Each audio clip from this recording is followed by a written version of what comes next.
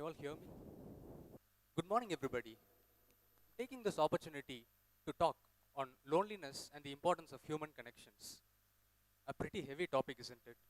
I was not always this kind of guy ruminating on grand ideas about the human condition, the meaning of life, identity, etc. etc. I never cared about the society and the problems people face, but certain instances in your life prompt you to think about those otherwise unnecessary thoughts. You suddenly want certain incidents nudge you and you start to curiously search for answers. You suddenly want to understand the problems people face. You then feel the weight of human suffering. Strangely enough, I tend to remember such pivotal moments in my life. There is one such incident that I remember very vividly, which occurred in my sophomore year of college. All the second year undergraduate students of the institute stayed in one common hostel premises. As I was studying at a national institute, you can see a diverse array of different people from different regions in the country, speaking different languages, and from varying social classes and personality types. As a result of this, it's harder to socialize among other college mates in general.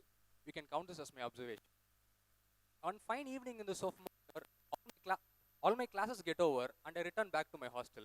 I cycle to the hostel, and as I get in, I notice a small crowd near the entrance in a ground floor room of the hostel. I park my cycle. My room is on the first floor, so I walk up the stairs and get to my room, not thinking much about what I saw earlier. It seemed to be a small crowd, nothing of concern. At least that's what I thought. My friends start coming to their rooms as well, and we receive a mail. We come to know that one of our hostel mates has committed suicide. Now it dawns on me. I understand the reason for the commotion that I saw earlier. The news of the suicide reaches the whole hostel community. One of my friends comes to us and he recounts the story that he's heard about this whole incident. He narrates to us in graphic detail about how he committed the act and about the state of his body when he was taken to the hospital. Again, in graphic detail. I do not wish to elaborate further on the details of how this incident occurred. I mention this because after hearing the account of what had actually transpired between the four walls of that hostel room, I was shook. I was feeling something that I've never felt before. I couldn't understand how one could endure such magnitude of pain and why one would inflict this upon themselves. I was unable to fathom the reason for why he chose to end his life. He had left a note which said that he felt lonely. I started surfing the web to understand why such incidents occur and what people who have lived before us have spoken about this. I read certain books to convince myself that the act of ending one's life is not a very logical outcome indeed. But that's a different story. I'm not here to narrate that. Instead, I wanted to shed some light on this pressing issue, this issue of loneliness, and how almost no one seems to care about it until something drastic happens. I wanted to share with you how I got reminded of the mirth of human connections and how funny it is that I needed to be reminded of it. Now, before we get into discussing all those, I'd like to take the time and explain to you the difference between being alone versus being lonely. They are both different things. Being alone refers to you being physically isolated with no social interactions. It's a mere physical description. Whereas feeling lonely is when you are emotionally disconnected from other people and feeling socially isolated. You can feel lonely even when among your friends. And you can enjoy your time alone as well without feeling lonely. Okay. So loneliness is now caused due to various factors. Many variables come into play. You can feel lonely because of low self-esteem, because of being in an environment where you don't belong, because of physical and mental health issues, and so on. But I'm interested in discussing about broadly two overarching causes that seem to cause the rise of loneliness among individuals today. Number one is the overuse of social media, or in other words, dwelling in the virtual world alone. And the second cause is the modern urban lifestyle that you're adopting that emphasizes individualism and personal growth, thereby reducing access for social interactions to take place. Do I have radical solutions for these? No. Am I demonizing the rise in technology and the urban lifestyle? Not at all. I'm just trying to objectively state the obvious reality that we live in today. At least that's what I'll try to do. I'm proposing no solutions either. I wanted to converse about this. I wish for a discussion of this nature to start. Practical insights might spring up from such discussions, and that is what I'm more interested in. Now, speaking about the first cause, which is dwelling in the virtual world, we'd have all felt this. Remember COVID-19 and lockdowns? We were all on our own and we started living virtual worlds of our own. I remember using my phone non-stop, surfing the web and social media. All interactions were virtual, only chats or video calls. Video calls where you saw people's faces on 2D screens. I remember after the lockdown ended and I went to my college, I found human faces and human bodies seems strange and new to me because I was so used to seeing them projected on 2D screens that I forgot how they looked in a real three-dimensional space. I remember it being weird for me to initiate conversation with people. I seem to have forgotten it. But these aren't the main issues. The issues start popping up once you're radicalized in social media bubbles. This is what people call an echo chamber. The algorithms of social media apps are designed to feed you with information and media, wi- reinforcing only reinforcing what you believe. It rarely suggests articles or the counter viewpoint. Suppose you believe that the earth is flat and you stay in only social media for some time. The algorithms will certainly feed you with articles only reinforcing your belief that the earth is flat. Why does he do that? Because he wants you to stay in his world for a long time, as long as possible. And the easiest way to do that is to say yes to whatever you believe. This is one cause of loneliness where you seem to be connected to a lot of people a lot more than you can in the real world. But in reality, the connections aren't deep, just superficial. You in echo chambers turning a blind eye to the real world. This makes true deep human connection hard if one gets radicalized in echo chambers. Now, moving on to the second cause of loneliness, which is the modern urban lifestyle. I'm aware of close knit families and people who've had a healthy amount of social interaction when growing up. I was not that kind of guy. I spend most of my time alone and I enjoy being alone. I amuse myself with imaginations, stories, and random chains of thoughts. I can spend time idly without feeling any discomfort and or the need for human interactions. So it was easy for me to adapt into this modern lifestyle when moving to other cities for my education. I rarely felt lonely until I did. It was in my third year of college. I had a good set of friends in college, but I seemed to be missing a certain friend from my school. I was missing those deep conversations that you had in the school buses.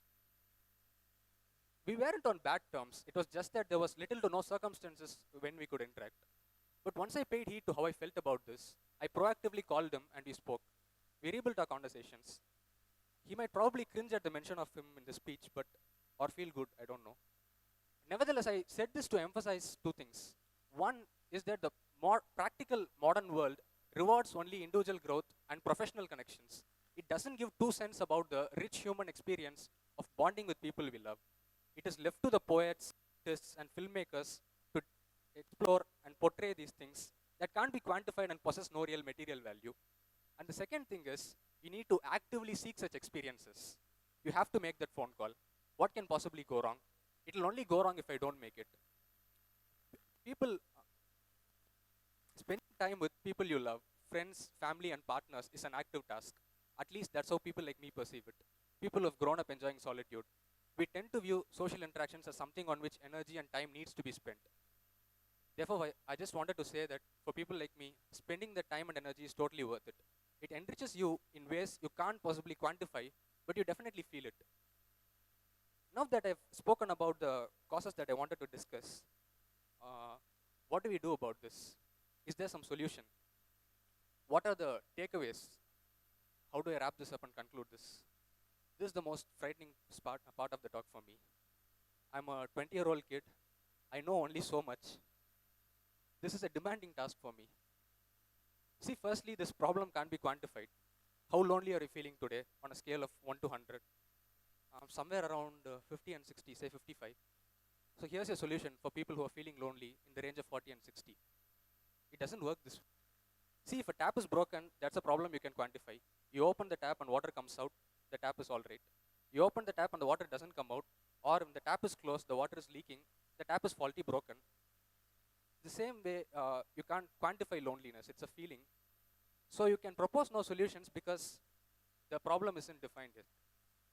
By the way, for all of you who are unaware of about any of this at all, therapy is the most commonly prescribed solution for loneliness. But I'm not talking about that here as a solution because by solution here, I'm referring to the one universal solution that strives to solve the root cause of this phenomenon, which by the way doesn't exist. Back to where we were. There's another important thing.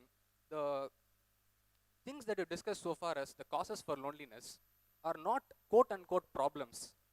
If a tap is broken, it's of no good use to anybody. That is a problem. The same can't be applied to, say, social media usage, for instance.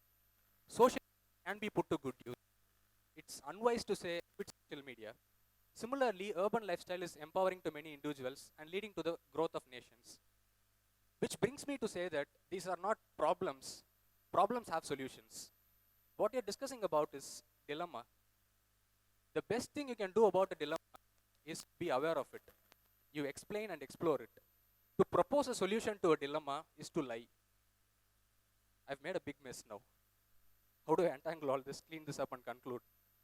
I feel like the ophthalmologist who's being questioned by the patient's mother. Doctor, how do I reduce the power of his corrective lenses? And the doctor goes like, eat dates, drink milk every day. There's nothing to worry about. Another relative will come and say, have fresh curry leaves in the morning on an empty stomach every day. Look at the sunrise every day. Eat papaya, amla juice. But none of these will actually work out. Don't know where the solutions originated from. But it is the responsibility of the doctor to answer that question. Similarly, as a responsible speaker today, to not confuse you anymore with obscure language, let me dish out two takeaways. I'll explicitly state them to you in hopes of you finding better takeaways for yourselves. Let me get back to where I began. The difference between being alone versus feeling lonely. When you are alone, which at most times you will be, here's the first takeaway.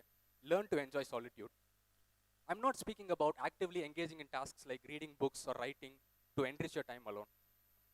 I'm speaking about being comfortably idle with no company around and having nothing to do. But we can't always stay the same, right? We are social beings after all.